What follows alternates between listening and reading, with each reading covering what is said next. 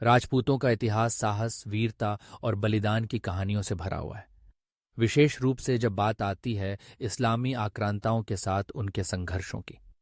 जैसे जैसे मध्ययुगीन भारत में नई शक्तियां उभरती गईं, वैसी वैसी कई राजपूत राज्य अपने स्वतंत्र अस्तित्व की रक्षा के लिए युद्ध भूमि में उतरे।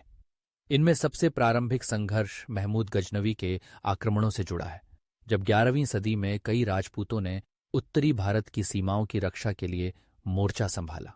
12वीं और 13वीं सदी में पृथ्वीराज चौहान ने मोहम्मद गौरी के आक्रमणों का डटकर सामना किया। तराइन की पहली लड़ाई में पृथ्वीराज को विजय मिली, परंतु दूसरी तराइन की लड़ाई में वे पराजित हुए। इसके बाद दिल्ली और आसपास के इलाकों में दिल्ली सल्तनत का प्रभाव बढ़ने लगा, लेकिन यह राजपूतों के संघर्ष का अंत नहीं था।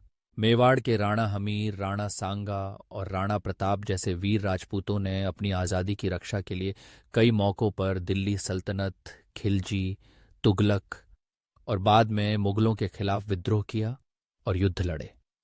अलाउद्दीन खिलजी के खिलाफ चित्तौड़ का घमासान प्रसिद्ध रहा, जहां पद्मिनी और अन्य राजपूत महिलाओं ने जौहर किया और योद्धाओं ने अंतिम सांस तक लड़ाई लड़ी।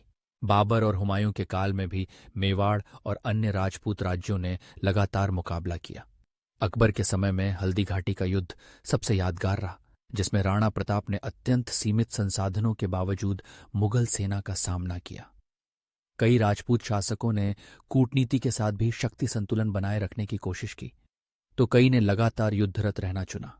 इन संघर्षों में राजपूतों ने अपने धर्म, संस्कृति और स्वराज की रक्षा के लिए असीम साहस और बलिदान दिखाया, जो भारतीय इतिहास में हमेशा प्रेरणास्पद रहेगा।